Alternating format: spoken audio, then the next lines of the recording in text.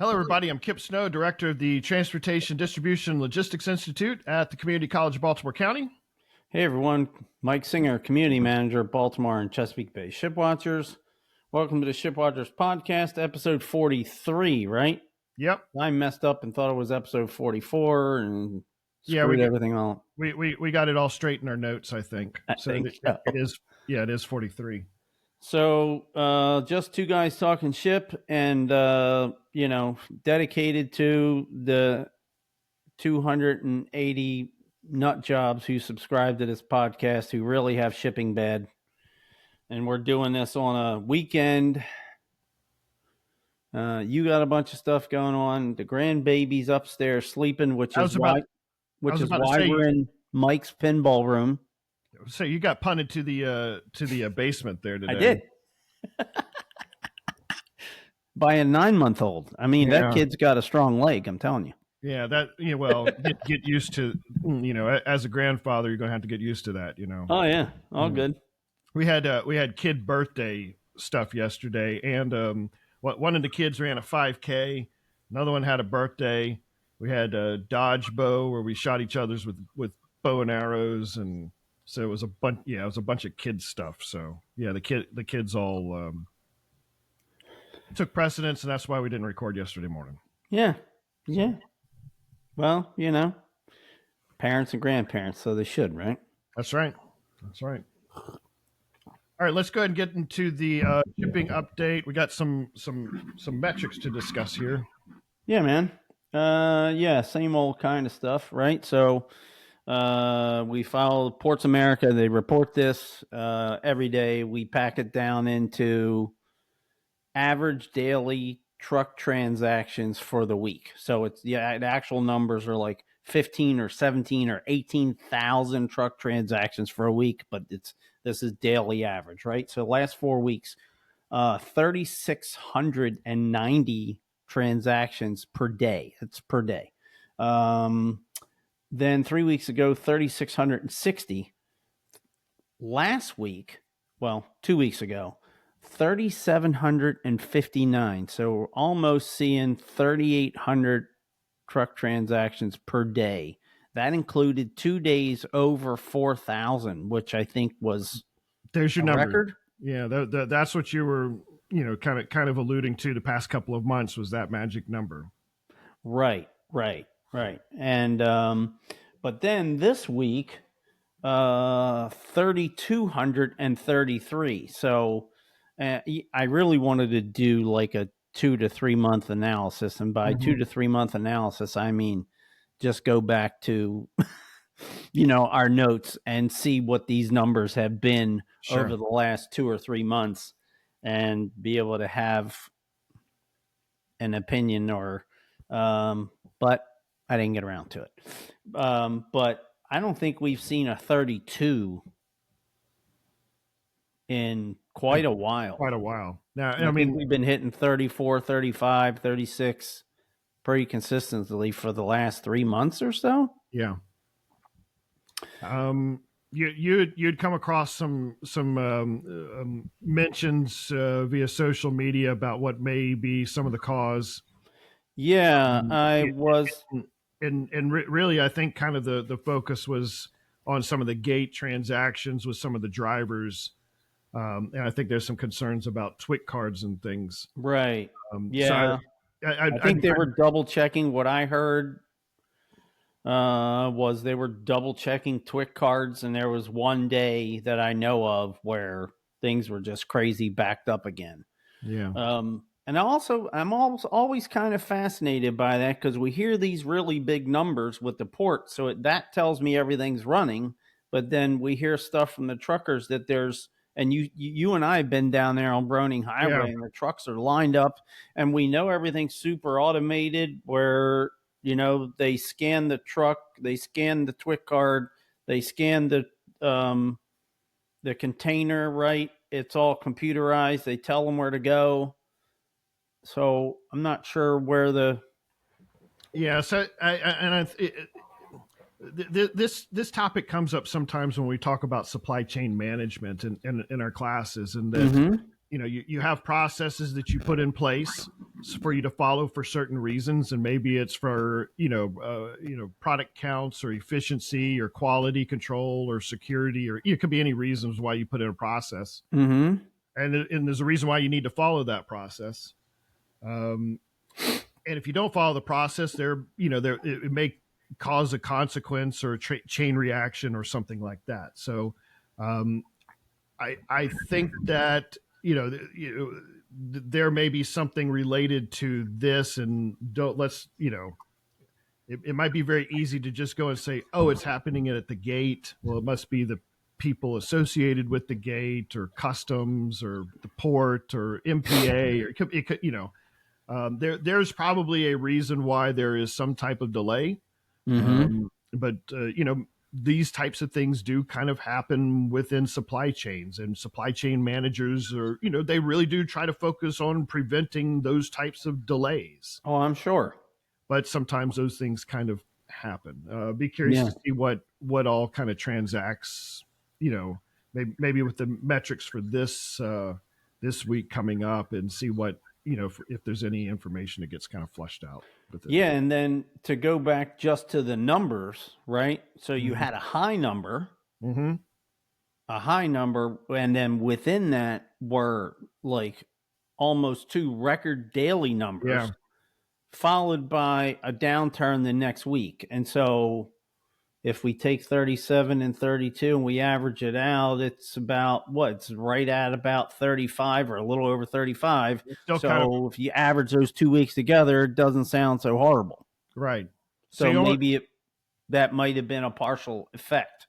It's possible. Yeah. And also, because we have been looking at the trends, and we, you also had, a number of months back said it's going to be about this time of the year that we start seeing some 4,000 transactions, Right. So some of those metrics. And we had heard that from the port that they were expecting like an extra 500 TEUs per day. Mm-hmm. Now, TEUs isn't exactly directly correlate with truck transactions, but anyway, right? And not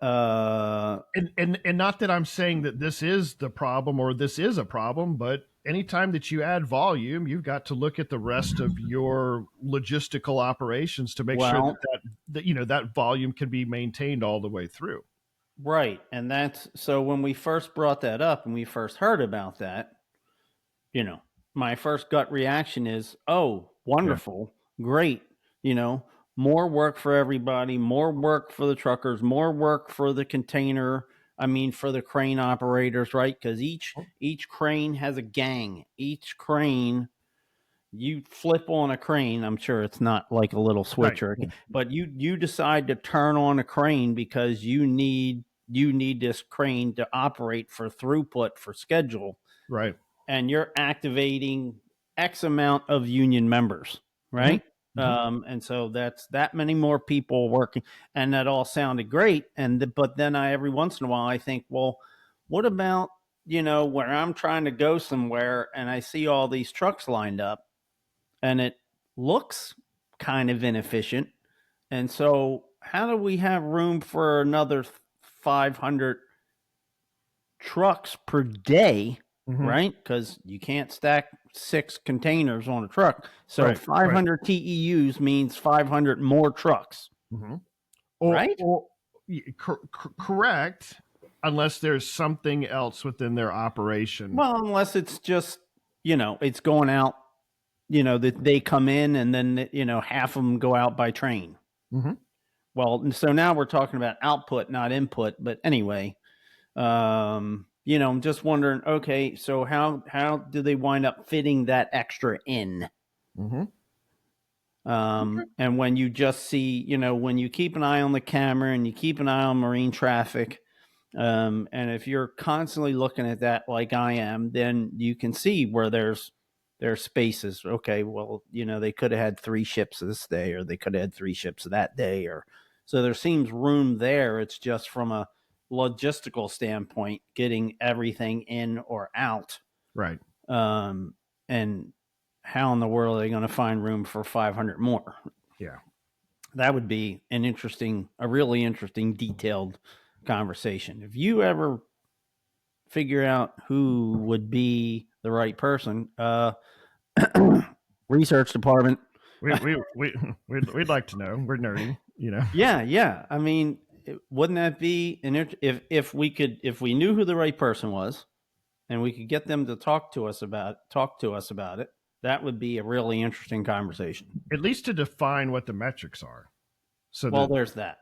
to define that, and then then how's it used to make better decisions, you know. Yeah, here we are almost a year later, and I still don't have a finite understanding about what each of these metrics actually means. And that's probably because we're running this thing by the seat of our pants whenever we can squeeze it in on a weekend. Right. All good. All right. So you had some little news about like the port logo, right? Yeah, Is did you like see that? orange and blue. Yeah. Okay, and they changed the colors.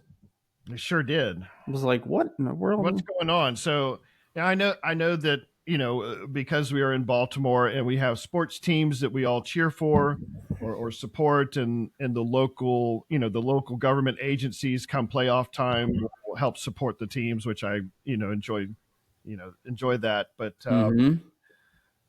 this past week when everything lit up orange, and I'm like, wait a second. I know the Orioles are not in playoff mode right this second. What's going on here? Why are we rocking the orange? But it was really for recognizing National Safety Work Zone Safety Awareness Week. So we've had in the last couple of years, we've had a couple of accidents out there, like on the Beltway and other places, right?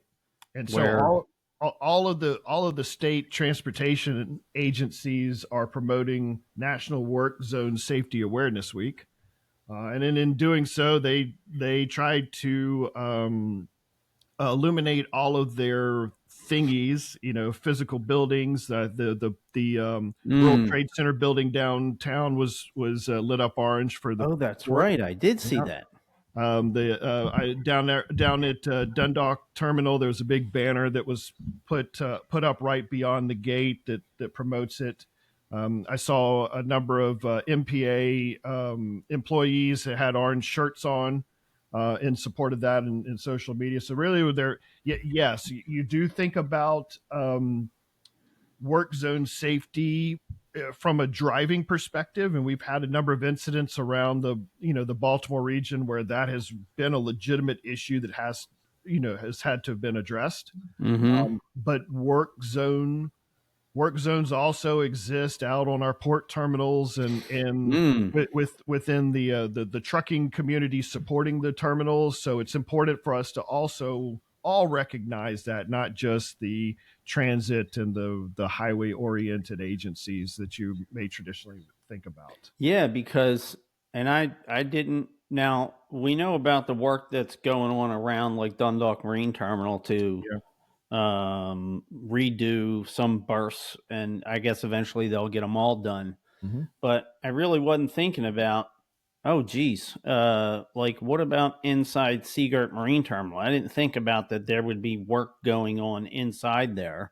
When you have cranes going up and down and trucks going back and forth and the rubber tire gantry cranes going back and forth, moving containers and which then brings up, remember they were going to put in like the bus bar system with like the electric RTGs. Did they ever do that? Or are they in the middle? I don't know what the current status is on the all progress is on that. Yeah, so that's an interesting thing. I didn't think about like work zones inside there that we think about all the time. I just wasn't. There's also still a major work zone with the Colgate Creek Bridge right outside the terminal gates, and having to go to the. I feel bad for Ryan Berry having to give that report to every BPA meeting, but here we are. Yeah, it's the same. Yeah, but that's a major artery that has a work zone right this minute that terminal operators, employees, truckers are all having to work around that work zone. So the safety aspect is important. Absolutely. Yeah, absolutely. You've got all right. That was my little my observation from that. You got some pictures that you came across this week. Yeah, I was going to share some stuff here. Wow, that sure is a pretty boat. Yeah, well, that's because it's brand new. Mm-hmm.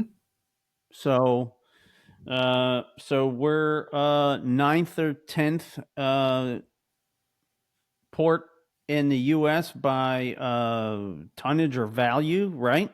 Mm-hmm. But somehow we rank and we got ourselves a brand new tugboat. Nice. How cool is that? That is. So, and I like the way they wrote this, right? You got to imagine like a baby announcement. We are proud to announce the newest addition to the family, measuring 1,116 inches. Well, they are proud of it. Look at, I mean, things See? shining. Right? Which is 93 feet and weighing 500 tons. Please welcome our baby girl, Isabel McAllister. I love how they wrote this up. Isabel was built at Washburn Doherty and is 6,700 horsepower. Now let's stop right there because I thought most of the tugs in Baltimore were like 35 or 4,000. Like 3,500 or 4,000. Low emission tractor tug. She achieved over 81 metric tons in her bollard pull test. So we'll have to get into that, the noise of the analysis of that one day. I think that would be interesting. Okay. She arrived in Baltimore where she was welcomed with open arms. The response from her crew and pilots on her first job was of great enthusiasm, just as it would if you had a new baby. Isabel is the most powerful tugboat in the Port of Baltimore. Nice.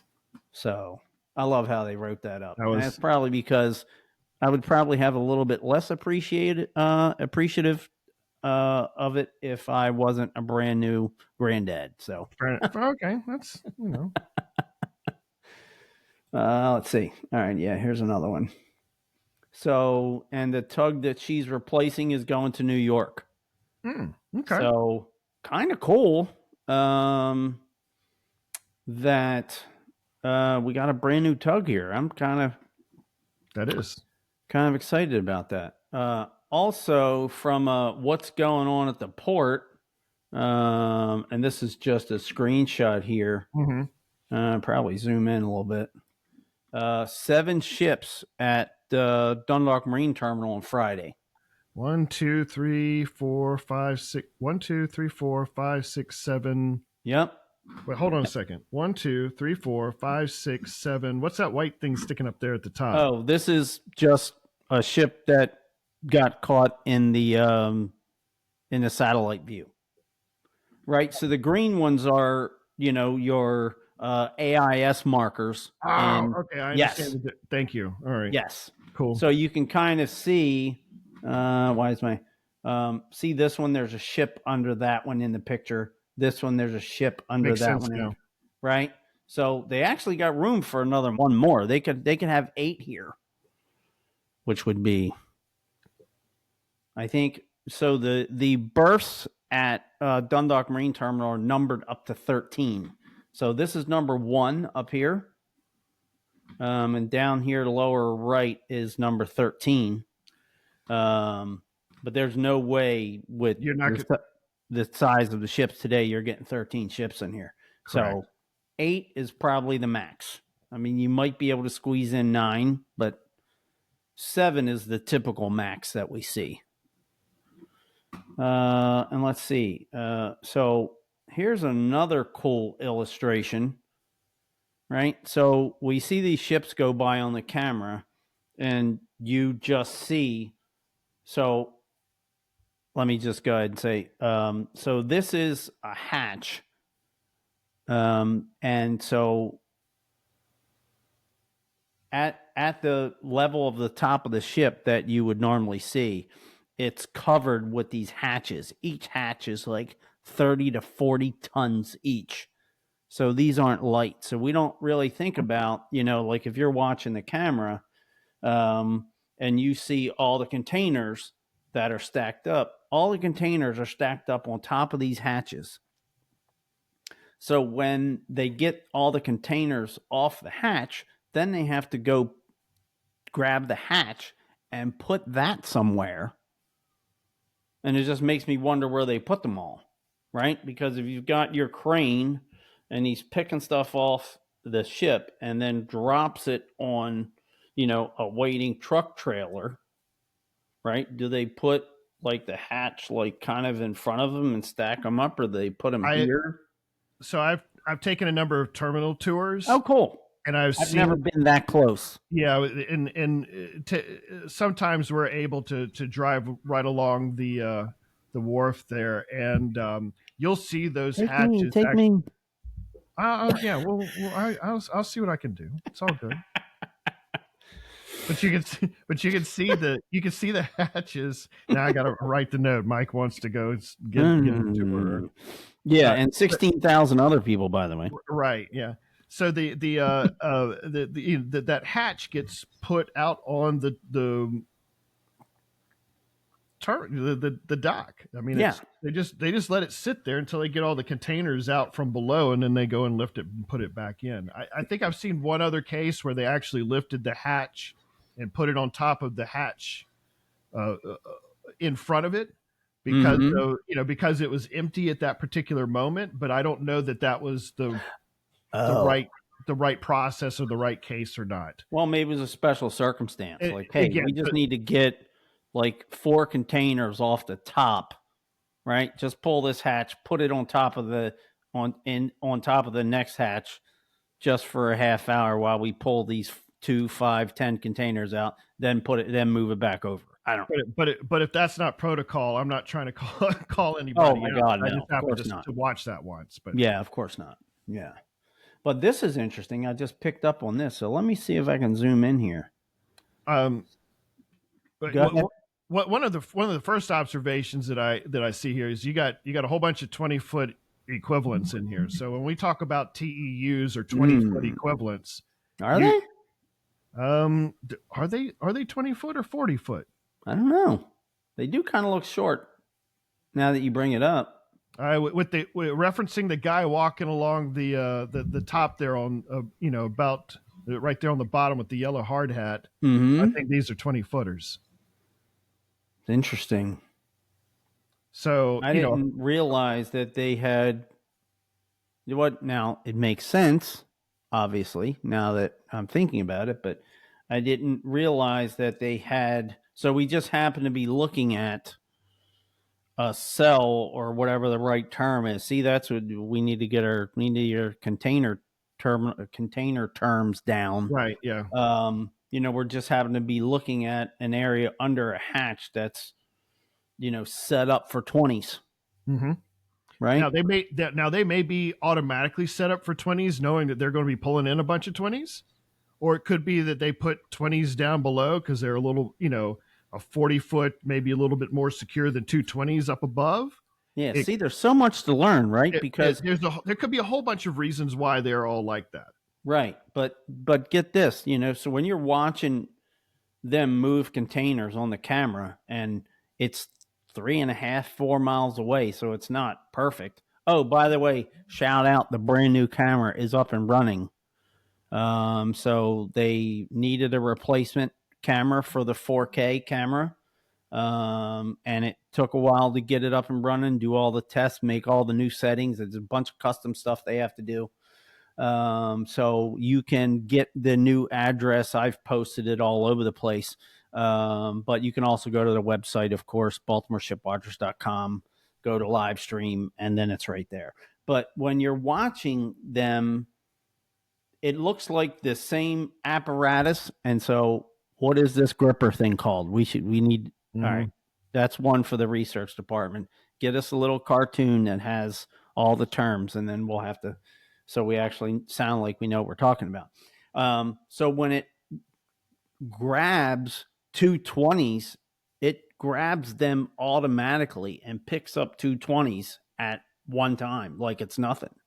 It's like an automatic process, which makes me think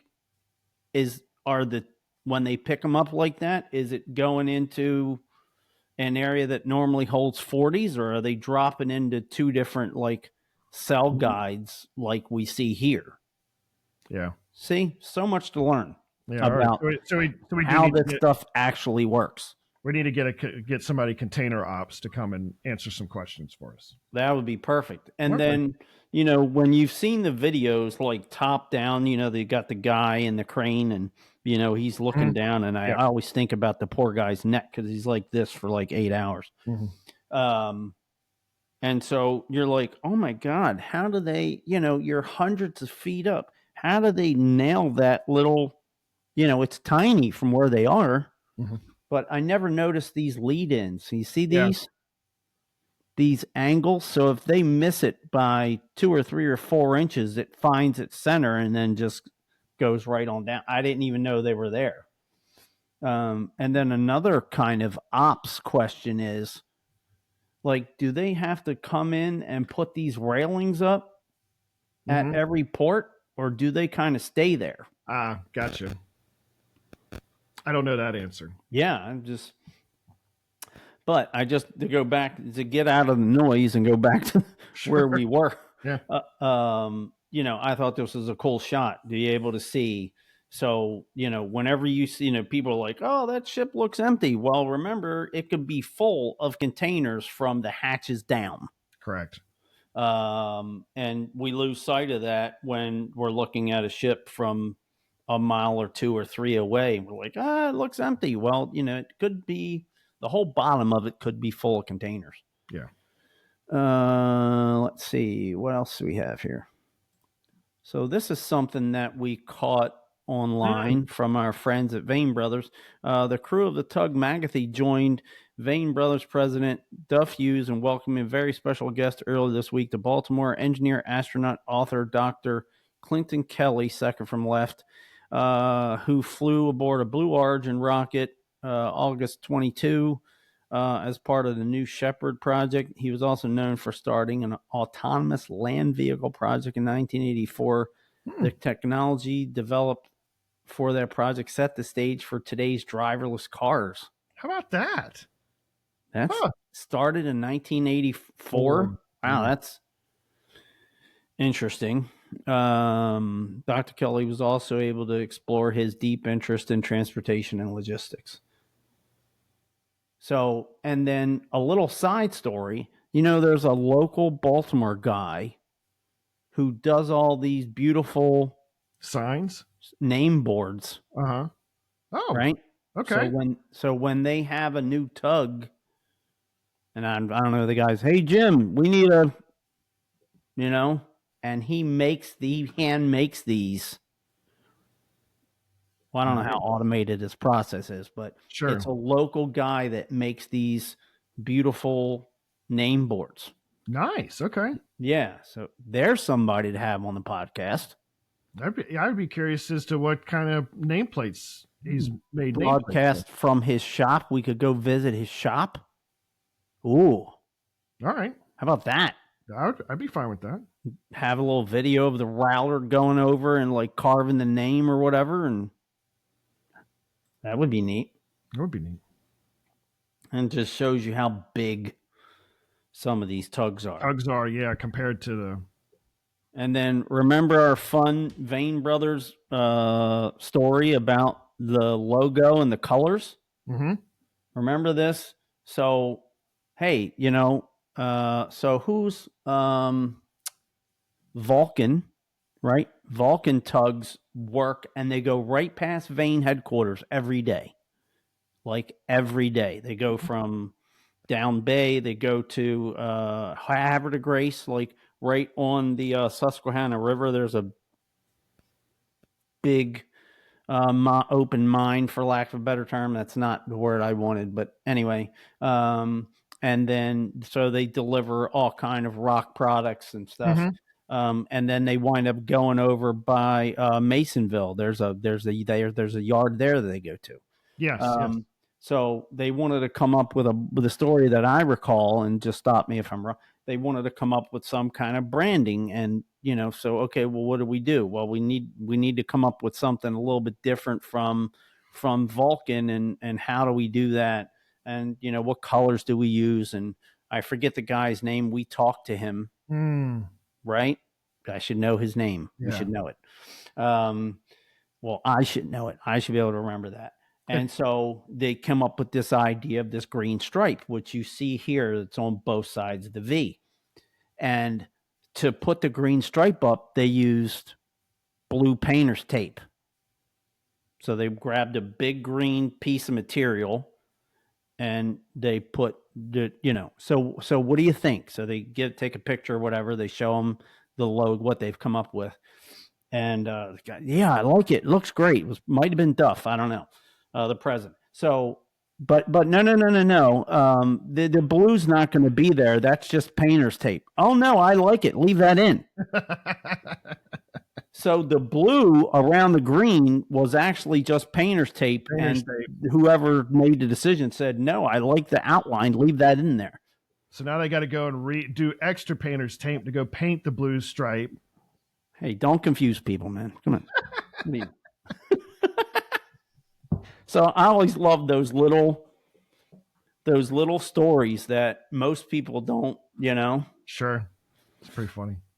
Don't get to hear, or, we don't talk about the little teeny stories about how things came to be.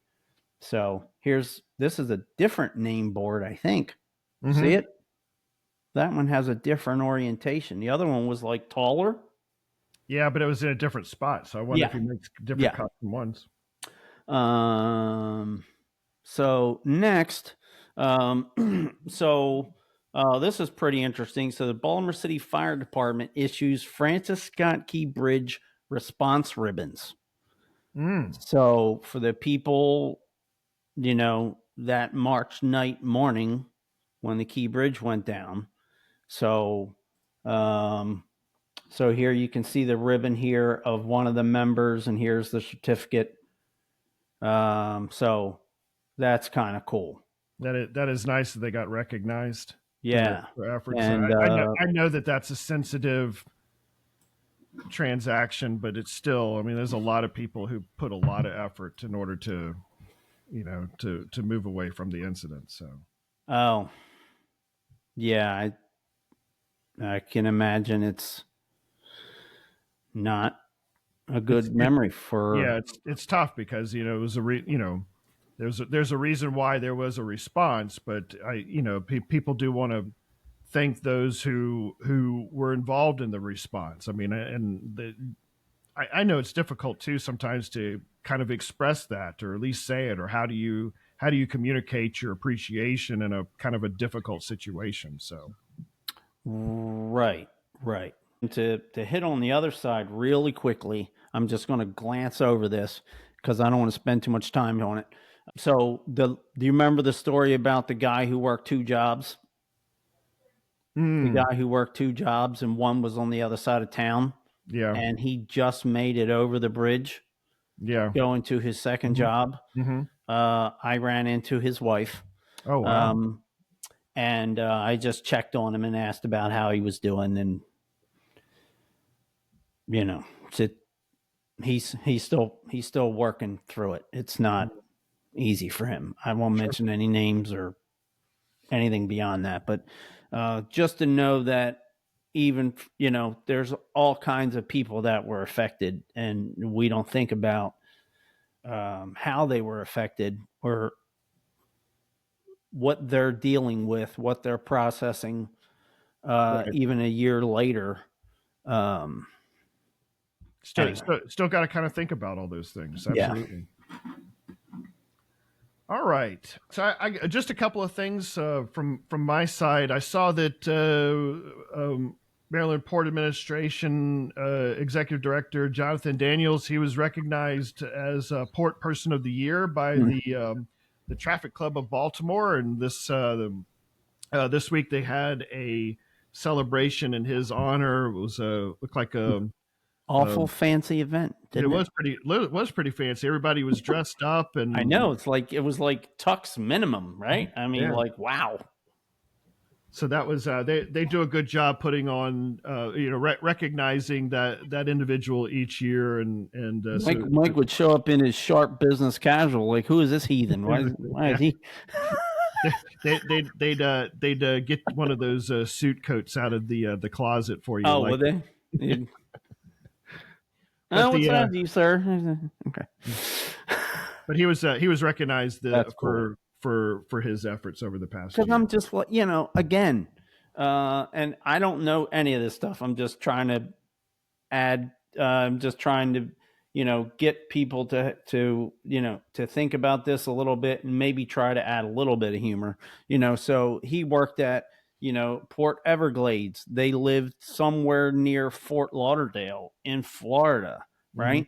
You're moving your family up to a place that the water isn't pretty, the weather isn't as nice, the weather isn't as warm. You talk your whole family into moving up here, and then this happens. Right. Oh my God. Just blows me away just to think about that. And so, gee, why would they nominate him port person? I mean, Yeah, I know, right? and how he handled that Oh and yeah. what they got done in, 2 months, and just amazing, really. All right, I've got a big event coming up this week. You Well, do. not me. Let's so you guys. Well, it's not my event. Well, This is the Baltimore Port Alliance's annual hiring event. It's you going want to you yeah, it's want to going talk about how that got started? yeah, back about 10 years ago. Oh wow. So this we've been working on this with the Baltimore Port Alliance for quite a number of years. So the Baltimore Port Alliance is the nonprofit arm of the port, and it's all the public and private port entities, and we all advocate for the Port of Baltimore. And so we Now that have was set up by Schaefer, right? In like the 70s or something? don't I don't Didn't we hear that at the when we went to that presentation, the event downtown at the Oh, at the World Columbus Trade. Center? Yes, I believe so. You know what? Now that I think I remember hearing Wiedefeld give that part of the history, and I wasn't quite following it 100%. That's what's stuck in Yeah, but I think I back remember here him talking somewhere. about Schaefer and getting that going. Yeah, Um, sorry I keep no, interrupting. no, Go ahead. but within the Baltimore Port Alliance, they have three major focuses. So one is the legislative aspects of the port. So I mean, that makes sense. They're trying to advocate for the port to at the Mhm. county and state levels. Mhm. The environmental committee handles all addresses environmental related issues in and around the port and advocates for the port for Mhm. in regards to the environmental aspects. And then there's the education and outreach, which focuses on getting people the knowledge they need about the port. And one of those out of that, about 10 years ago, we had a summit where we brought community members, local industry to come together and talk about what some of the workforce needs were. Mhm. And from that, we've done some major initiatives, like we have a summer a teacher externship where we bring teachers in for a Oh, full right. week. They get to go and experience all of the port through field trips and um, Mhm. site visits and presentations from the C-suite professionals within the port. So that came out of that. Also, out of that summit came the ability for or the desire for people to find the jobs as easy as possible that the port is hiring for. And that sometimes isn't that easy because you may not know who those companies are or where to go. There are sometimes just the general, oh, you must have to join the union to work at the port. And yes, you can join the union to work at the port, but there are other opportunities that are non-union based. But there really wasn't that kind of one clearinghouse that made that seamless. So Hmm. uh, at CCBC, we've got some space on the Dundalk campus that allows for us to invite those companies as a kind of a one-stop shop. And so we this Thursday, our fifth, either fifth or sixth annual, maybe sixth annual. I got to look back at the history stuff, but we're going to have our next hiring event on campus Thursday, May the 1st from 10:30 to 1:30 Mhm. on the Dundalk campus. We're going to have right this minute. We have 43 employers who have signed up to attend. These Wow. are industry-related port companies. Did you have any idea like what it's been like the last 2 years? Last year, we've had about 30 to 35 companies in the Mm-hmm. past. So this definitely is kind of an uptick or That's in cool. opportunities. But we also Okay. know that the federal workforce is going through some different kinds of changes right this minute. This may be an opportunity for Ooh. a lot of people to really get in front of a large number of employers to see see if there's an opportunity for each to benefit from. Now, if I interrupt you for just a moment, now hasn't it been reported previously that that some of these places are actually like doing interviews and hiring on the spot in special cases? Last year, and I know this for a fact, Okay. last year that there were at least 11 jobs that were offered on the spot and uh, let me start. Wound up getting hired. Yeah, that there were 11 job offers that were made on the spot, Mm-hmm. and I know of one employee that was hired on the spot and now works for Ports America, Chesapeake. Wow. Yeah, so we will have we'll have a couple of other opportunities there. We'll have a room set up for if employers want to do an on the spot interview. We do Mm-hmm. have that facility set up so that they can Mm. take advantage of that. If you're looking for a professional photo that you want to use within your, I don't know, social Oh, media or for hiring, we're going to have a professional photographer there who's giving or who will be providing free professional headshots. headshots. Absolutely. See, see, this is like new, you know, like get off my lawn, gray hair guy, right? I mean, I have a new job. I've had a new job for 2 or 3 months, and they just expect you to supply a headshot.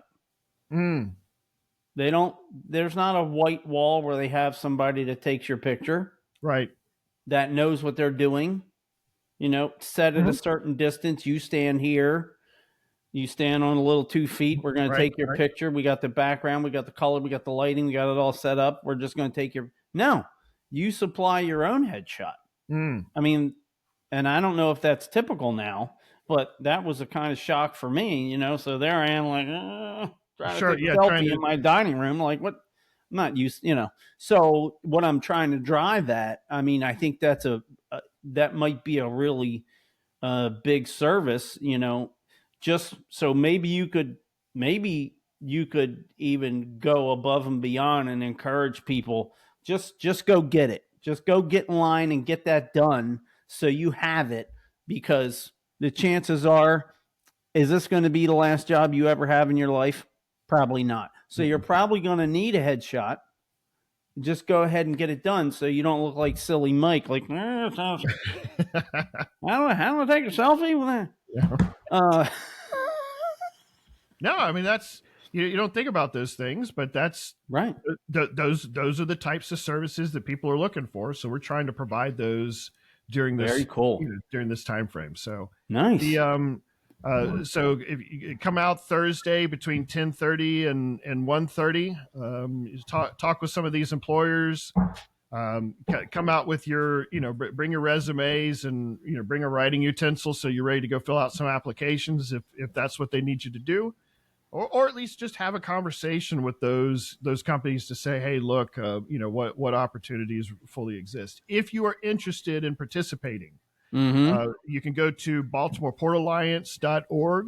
That's the Baltimore Port Alliance's website. In Mm-hmm. the upper right hand corner is a little pull down menu that says Career Expo, and you can get all of the information.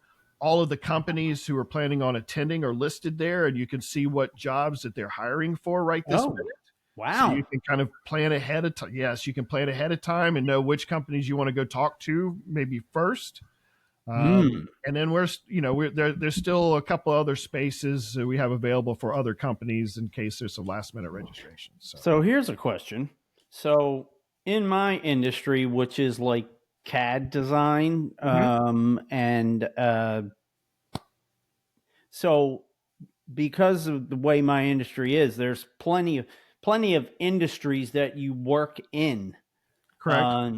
Could be trains. It could be like a lift company, like those orange lifts that you see, or you see the green lifts like Sunbelt Rent. Most of my work has been in like space flight or satellite.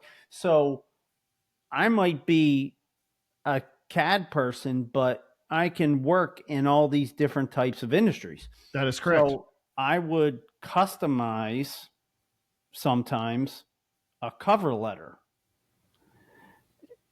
for a strategy for your folks who are coming to this.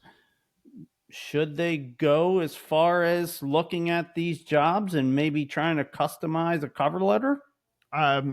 It's not required, but I would highly encourage that. Okay. So in classes where I teach career readiness or that work-based component, we actually go through that process of explaining what you should and should not put on a resume, and how you can format it and how you can customize it for that specific job that you are trying to go after. So take a look at the Baltimore Port Alliance's website. Look at those companies, and if you know that there's a specific area that you have a knowledge base in or experience in, then go ahead and build your cover letters ready to go for that, so that when you walk in, you're handing them your resume, your customized cover letter. That's going to go a pretty far way in this process. Sounds like a good strategy. And there's quite a range of job opportunities. You have some labor positions. You have some that require little to no credentials. You're going to have some jobs that are in the management track. Yeah, you're going to have some technical prerequisites or. Yeah, I mean, and some of them are going to have certain requirements for you to complete that job, and rightfully so. Sure. But they're also all across the whole maritime and transportation industry. So if you want to work at some of the terminals will be represented. Some of the local warehousing and trucking outfits will be represented. If you want to work for Kiewit, they will be there. Oh. So if you want to be part of the bridge. Is that the first time they've been there? The first time that they've been there, they are listed on the BPA's website. Oh my goodness! I bet they have a list of jobs that's like the old credit card thing, come out of your wallet. Correct. Okay.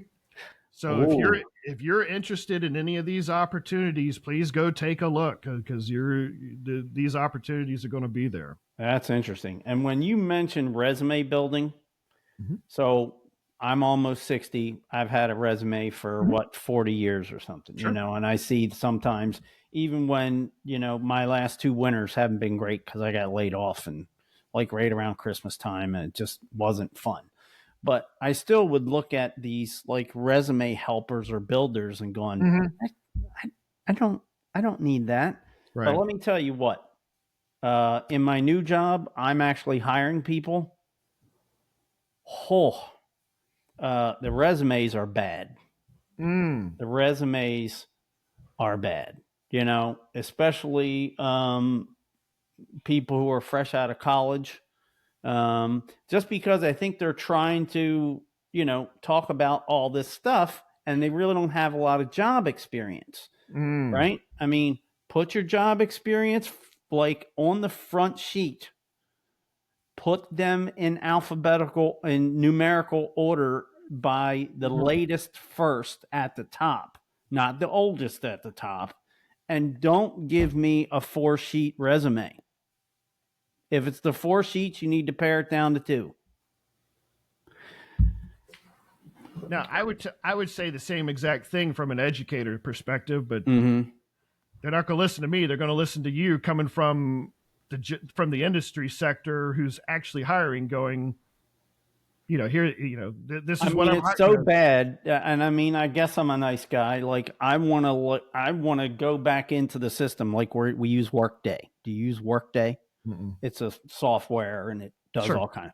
I actually want to go in there and email every one of these people and say, look, I'm sorry you didn't qualify for the job. We appreciate you applying. This is kind of off the record. Here's some hints. Please change your do yourself a favor and take this resume advice. Yeah, just because it's bad. Yeah. Okay. And when my company is hiring 30 to 40 people a month. Easy. Wow. I mean, they've got it analyzed. They know how much money and how much people that they have to get to the schedule goals that are off in the distance. Okay. Right. So, and some people have 20 people under them and they're hiring for 3 and 4 and 5 jobs. And some of those jobs have 20 and 30 resumes. I mean, wow. So when you have a horrible resume, I mean, if people are that busy, they just don't have time to read a horrible resume. I mean, I hate to be that blunt about it, but I mean, just take the basics that I just said. Sure. Run it past some friends. Run it past some people who are maybe 10 years older than you. Anybody. Just get their opinions. Reach out to the employment services at your local community college because they also provide that assistance also. So right. And formatting and margins and fonts and that stuff isn't important as content. Right? Because you look at 10 different resumes, they're probably formatted 8 different ways. Sure. It's, to me, it's the content, what order it's in, how many pages are, Sorry, I'm going off on a resume. No, I mean, but that's the level of detail that we should all be looking at when we're completing these, filling out our resume and getting ready to, share that information with other people. Absolutely. So come on out on this Thursday, May the 1st, out to CCBC Dundalk, and you're going to have a great opportunity for some jobs. Now, is it real obvious which building, or there's be signs? Or... Yeah, there'll be directional signs that once you turn in on campus, go to parking lot 2. That's probably the best place to kind of park. And then you'll have directional signs that take you to the Lloyd building. And as soon as it'll be very evident with some... Because it's a big room, right? Once you walk in, it'll be really obvious. Large atrium room. You're not going to be able to miss it in the building. So cool. Very cool. You've got some Port of Baltimore Magazine, newest edition out, don't you? Yeah. I just got this. I haven't seen mine yet, so I got to go look it up. Yep, just got this in the mail. And I just thought I would kind of flip through and see what's interesting in here. So I know this sounds silly, but I mean, if you don't want to get down in the noise, there's at least some nice pictures in here. There are nice pictures. Yes, correct. And it's free to subscribe right now. I know we've given that address 4 and 5 times, but correct. Port of Baltimore directory.org and go under the magazine menu. Thank you. For some reason, the admin of the Shipwatchers just cannot seem to remember that. So this is kind of cool. Maersk vessel reaches 2 milestones in one day. The Yanming Trust, operated by Maersk, shattered 2 records at Seagirt Marine Terminal late January with 6,956 container moves and 11,000 TEUs offloaded, the most ever from a single vessel. Wow. Did we talk about this yet? We may have. I think we might have mentioned. Anyway. Nice. Kind of cool. I thought that was interesting. Jonathan Daniels to be named Transportation Person of the Year. This is innovative hybrid dredging begins at the Port of Baltimore.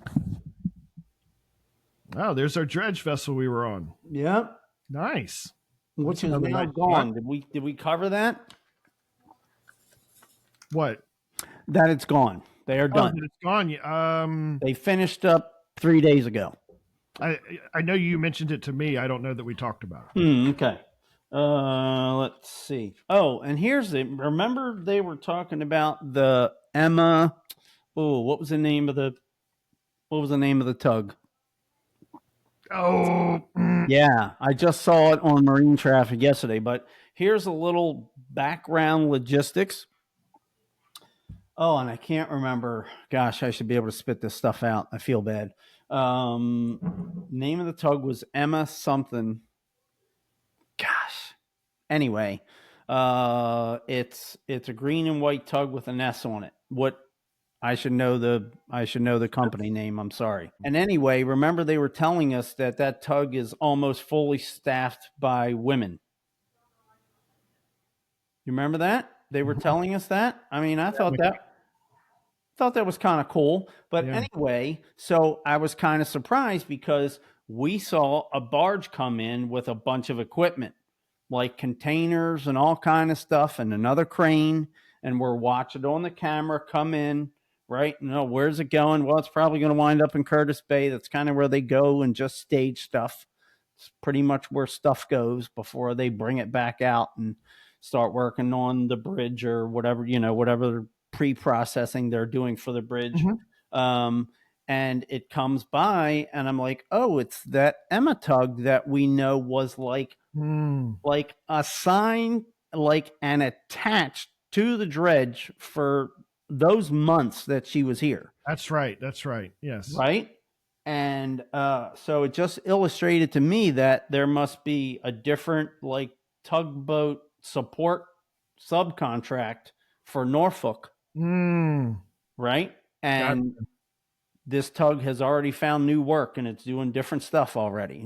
On to the next assignment. I had this gig where, I did this 24 hours a day for 3 months straight.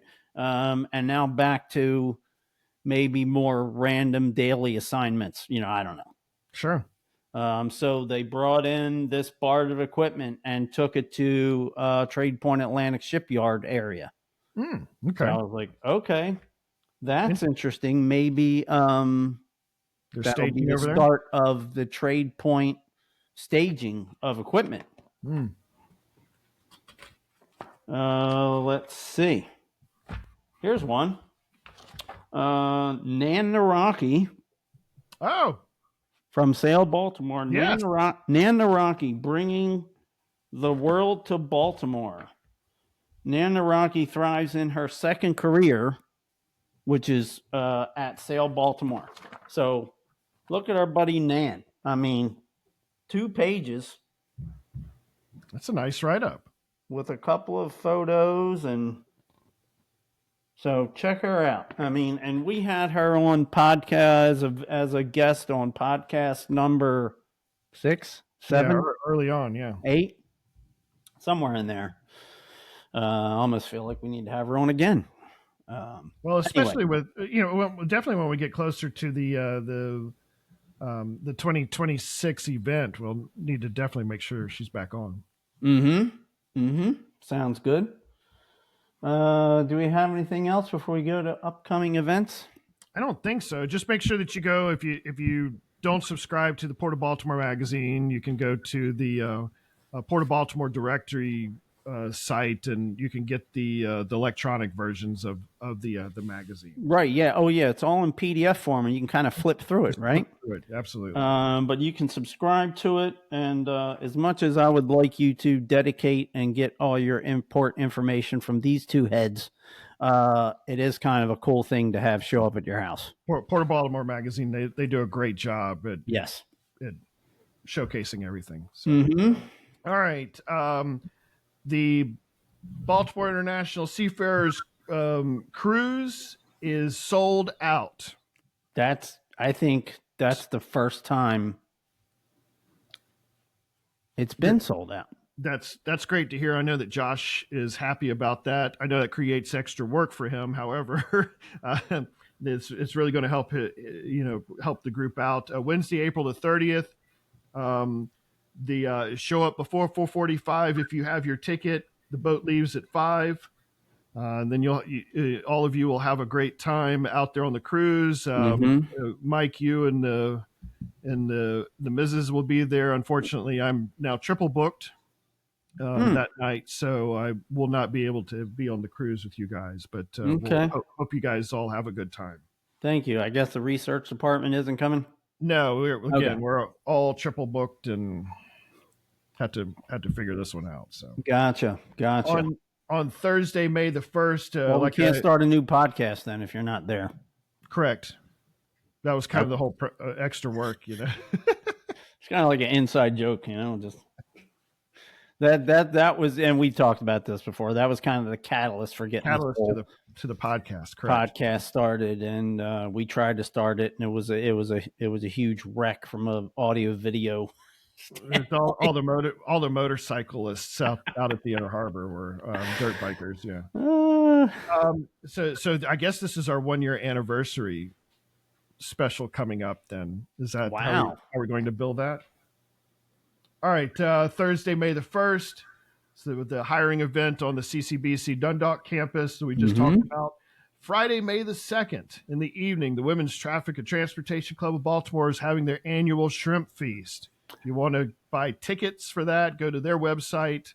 You can go and get to have a great time with that event. Also, and we're going to have more information on this in our next episode leading up to it, but on Sunday, May the 18th is National Maritime Day. Mike, you got a flyer for that one, don't you? Yes, I do. This is, I think, a flyer that the SS John W. Brown has created for their portion of National Maritime Day. Well, it does have both ships on here. It does have both ships on there, and they're trying to cover. They're also trying to promote it from their angles. But this is their flyer. So on Sunday, May the 18th, they're out on Pier 13 in Canton. You're going to have 2 ships that are available for tours, both the NS Savannah and the SS John W. Brown. From 10 a.m. to 3 p.m. aboard the NS Savannah at 11:30 will be a Maritime Day commemoration ceremony. We'll go through a formal ceremony. It's always a nice ceremony to participate in. And then you'll have the ability to tour both ships. Mike will be out there with the Shipwatchers tent. Please stop by. I think you might have some swag. You have some a sticker. I'll have some hats for sale. Okay. And I'll have some small giveaways. Okay, so make sure you see Mike out there at the tent out on the pier. It's a brand new tent that we had custom made, so you won't be able to miss us. There you go. and then come down and spend the day. If you're unable to, we will have a live broadcast of the commemoration ceremony starting at 11:30 on nice. So we'll have all the links up in the Facebook group and out on YouTube. Right, and it's going to be on the same channel that the podcast is on YouTube. That is correct. Okay, that is correct. We're moving. We moved all of the National Maritime Day, so all of the National Maritime Day recordings from previous years now are on the Shipwatchers platform now. All right. Next, you've got May the 12th is your first woodwind sailing on History Mondays, where Mike, you're going to be the guest speaker and talk about like history of shipping in Chesapeake Bay. There you go. So, when we talk about that, there's all kind of fascinating history, but, and it's hard to put in your mind, like, what did shipping look like back when Annapolis started? Because that's where the cruises go out of. They go out of Annapolis, right by the large hotel right there. So what did that look like hundreds of years ago? It looked like a sailboat, and it looked an awful lot smaller than ships that we see today, or even the ships that you would see on Maritime Day. Sure. Right? It looked more like the Pride of Baltimore and the ship and the sailboat that we're going to be on, then it looked like a big giant ship that we see today. Sure. And so, it's a sunset cruise, and we'll go out there, like out by the anchorage where a lot of ships wait to come into the Port of Baltimore. And then the conversation invariably changes to current shipping and everything at the port. And typically there are a lot of folks who are interested in learning. And there's typically a lot of learning going on. But it's also a fun, enjoyable cruise, and we'll be doing it 3 times this year. And that first one is with Dave Gendell, who is a local author. Will be joining me. We'll be partnered together that first week. So Dave is an incredible storyteller and historian. So that's going to be really cool. So now tickets don't go on sale till like a week before. It's just how Woodwind works their sailing. So just keep an eye out for that. Sounds good. Mm-hmm. All right. In the Port of Baltimore history segment, I will say that April is a little bit challenging right now because of the Key Bridge incident. Any type of research that I started to work on always kicked me back to, hey, it's been 1 year since 1 year ago this week that we had the first temporary channel open up, allowing 4 ships to leave the port after the incident. Wow. So I thought, okay. So I said, you know what, I'll just mention this to go and say, and we're still here. We're still moving forward. Yes, it's tough. Yes, we're still moving through it. But we've gotten through it, and we're going to keep moving forward. So 1 week ago, we got the temporary channel opened back up, and we were back in business. Awesome. And that's all I've got for today. Okay. Yeah, I think that's all I have. So just to kind of give you this a little bit more background, we are Baltimore and Chesapeake Bay Shipwatchers. We started out as just a Facebook group who was just curious about what was going on in the Port of Baltimore. We've developed ourselves into a local maritime advocacy group, and we do whatever we can to get out the message and teach about the Port of Baltimore. We have this podcast. We have a website full of information, baltimoreshipwatchers.com. If you have any suggestions for the podcast or want to throw virtual Rotten Tomatoes, Mike at baltimoreshipwatchers.com. So we have about 16,000 people who are interested in what goes on here at the Port of Baltimore in our Facebook group. We're also on Twix. Shout out Amy Lawrence, Instagram, Reddit, Threads. We're all over the place on social media. If you are watching this podcast on YouTube, give us a like, subscribe, and hit the bell to be alerted by new podcasts as they come available. Easy for me to say. Don't cut that out. No, I'm not cutting that out. And if you want to listen to the audio versions of it without the pictures, yes, I get it. It's okay. Just fast forward over the quiet points with the pictures. We are on Spotify and Apple Podcasts. Sounds good. All right, it's a busy week this week. I got this hiring event, so oh my gosh, yeah. But that probably will consume just about your whole week. We got Friday. You gonna be able to breathe Friday, or are you still gonna be like doing? I think there's another project coming up to where I just got to roll back into whatever the next thing is. So you'll be so busy with a hiring event that you're gonna be setting other stuff aside. So Friday is gonna be catch up. Yeah, probably. Probably. Gotcha. We'll get the recording done now. Okay. Sounds good. All right, you ready to count it off? Yep. 3, 2, 1. Happy ship watching. All right, I feel like I jumped the gun that time. It'll be okay. All right, everybody. Thanks for watching and have a great week.